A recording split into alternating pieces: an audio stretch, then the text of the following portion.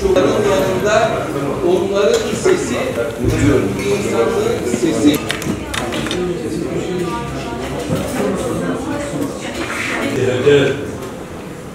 المتطرفين المنحرفين الإرهابيين على المقدسات الدينية. Снести тогда нашу третью святыню. Да, пройдут какие-то миллионы демонстраций в Джакарте, наверное.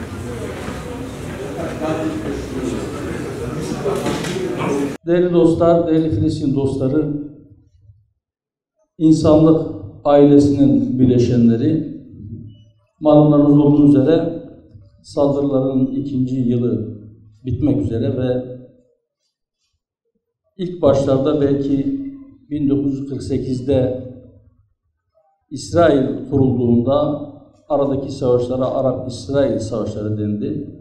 Sonra yavaş yavaş bu cephe küçültülmek istendi. Dediler ki bu İsrail ile Filistinler arasında bir savaştır. Sonra biraz daha küçülttüler. Gazze'ye yönelik bir savaş dediler. Sonra biraz daha küçülttüler. Bu İsrail'in Hamas'la savaşıdır dediler.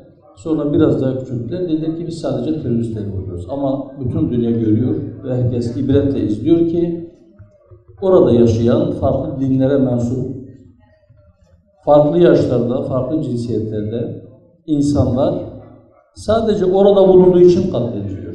Camiler hedefte, kiliseler hedefte, hastaneler hedefte, okullar, yardım konvoyları, su depoları, gıda depoları her birisi birer birer hedef alınıp vurulmaktadır.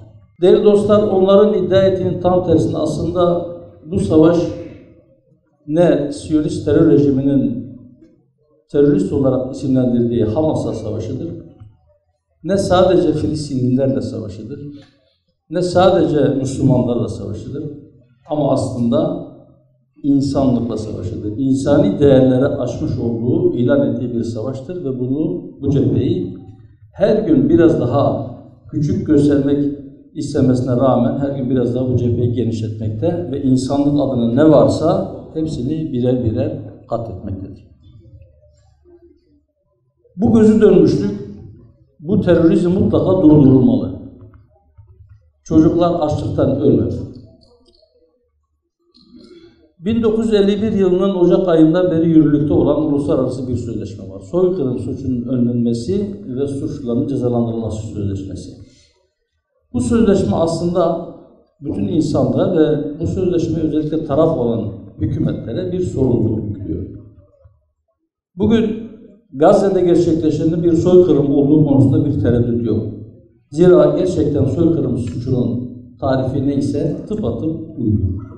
İnsanlar oradan uzaklaştırılmak için ya oradan uzaklaşacaksınız ya da hepinizi yok edeceğiz diye açıktan tehdit ediliyor ve açlık, susuzluk, ilaçsızlık dahil bütün insani ihtiyaçlar o ihtiyaçların sahiplerine karşı bir silah olarak kullanılıyor. Ne kadar insani değer varsa hepsine birden savaş açıldı, birer birer yok ediliyor ve işte en son 2 gün içerisinde yaşadıklarımız, önce küresel Sumut filosu Tunus karasularında amiral gemisi saldırıya uğradı. Saatler sonra Katar'da ateşkes görüşmelerinin arabulucusu olan Katar'ın başkenti Doha'da ateşkes müzakerelerini yürüten müzakere heyeti hedef alındı. Bütün bunlar bize bir şey gösteriyor.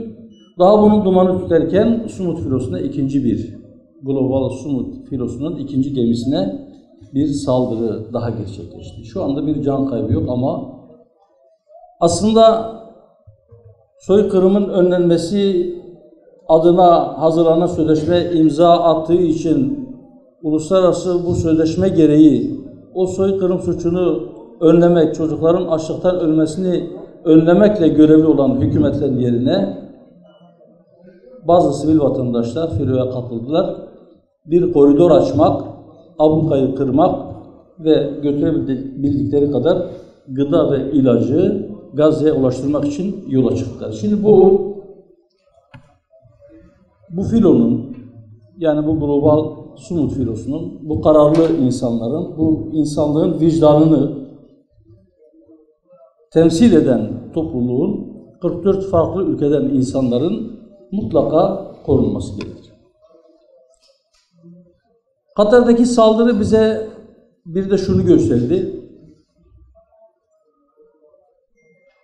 Amerika'yı esir alan Siyonizmin ne kadar tehlikeli olduğunu, tehlikenin ne kadar büyük olduğunu bize gösterdi. Sadece Amerika'yı mı esir almış? Hayır, aslında pek çok ülkeyi, başta Avrupa ülkeleri olmak üzere pek çok ülkeyi esir almış ve maalesef bazı İslam ülkelerinin yönetimlerini de bugün itibariyle Siyonizm esir almıştır.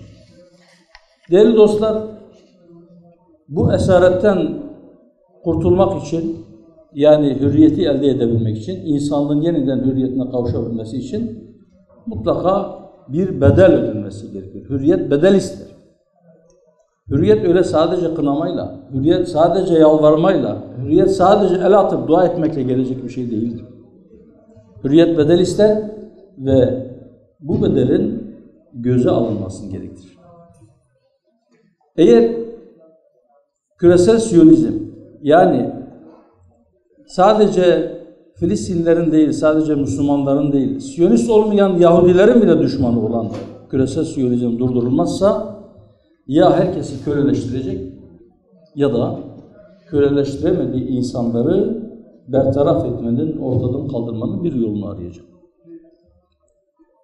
Bu onursuzluğu kabul etmeyen herkes, ben köle olmayacağım, ben hürriyetimi muhafaza edeceğim herkes, Siyonist olmayan Yahudiler de dahil, bütün farklı dinlere mensup olan insanlar, hatta hiçbir dine inanmayan insanlar sesini ve mücadelesini yükseltmelidir.